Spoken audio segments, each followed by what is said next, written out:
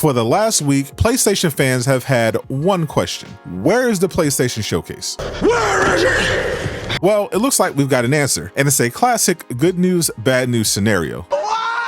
What it do, Durag Nation? This isn't really a super news video, though I will still be updating you on Spider-Man 2 later on. But even still, I'll keep things short and to the point so that you can get all the info you need and go back to doom scrolling on Twitter or playing the Stellar Blade DLC with one hand. But if you did get something useful out of this video, leaving a like lets you do a good deed and share this info with other people. But if you thought this sucked, let me know what it disliked. So even though Sony has not made any official statements, fans are still flooding social media with questions about the PlayStation event because pretty much every big insider and leaker agreed there would be a PlayStation event in May. But it's now May 25th as I record this, which was the date the last PlayStation Showcase took place, and we still have not even gotten an announcement from Sony. Even legendary insider Jeff Grubb, who most people got this PlayStation info from in the first place, is ready to just surrender at this point, though he maintains the event is still happening next week. But now another popular insider, NateTheHate, who, like Grubb, is also a tier 2 source on the leaked subreddit, has shed some light on the situation. Nate came out and said the event is definitely still happening in May, but is going to be a state of play happening early next week instead of a showcase. The difference here is pretty significant, though the showcase and state of play effectively do the same thing. But while a PlayStation Showcase tries to focus more on first-party games, the last event was an hour and 20 minutes, compared to state of plays, which can be as short as 28 minutes, only focusing on one game, or as much as 40 minutes. However, a 40-minute state of play at this point doesn't mean it won't be good. After all, the legendary 2021 PlayStation Showcase only had 42 minutes worth of reveals. So assuming the state of play isn't a short one focused on one game like they did for Final Fantasy VII Rebirth this year, which it shouldn't be since that game was releasing soon, this state of play should still be plenty exciting. Guaranteed to be there is Sony's latest live service game, Concord. It was teased at last year's showcase, and so far, the only thing we know about it is that the game is multiplayer and inspired by Guardians of the Galaxy. It will also launch on the PS5 and PC like Helldivers 2. According to rumors, there is a deeper dive coming in the next few weeks, and I would expect that to be the state of play. Horizon is also likely to get some attention here. In addition to a Netflix show in development, Sony is ready to flood the market with more Aloy, as they reportedly are planning a LEGO Horizon game, a remake or remaster of the original Zero Dawn game, an MMO, a multiplayer spin-off game, and a sequel to Forbidden West, Horizon 3. At least one of these projects is definitely getting revealed here. But the majority of the ponies out there will probably be tuning into the state of play for updates on last year's hit, Marvel's Spider-Man 2. Thanks to an accidental leak from Insomniac a few months ago and that evil cyber attack last year, fans learned that Spider-Man 2 had DLC in the pipeline, similar to how it was done with Spider-Man PS4. Spider-Man 2 is, of course, no stranger to state of plays, with the game last showing up at the September 2023 event because they ended up announcing the highly anticipated New Game Plus update on Twitter rather than any of the state of plays that happened earlier this year. DLC is a pretty big deal though, and I'm sure Sony is going to badly want something to impress both fans and investors if their strategy is to kick off Summer Game Fest season with a state of play instead of a showcase. And Spider-Man, their biggest system seller, would definitely qualify. That's not all to look forward to if you're starving for some more superhero games. There are at least 15 upcoming superhero games, and I break down the best ones coming out this year and beyond. Click the video on screen to learn more.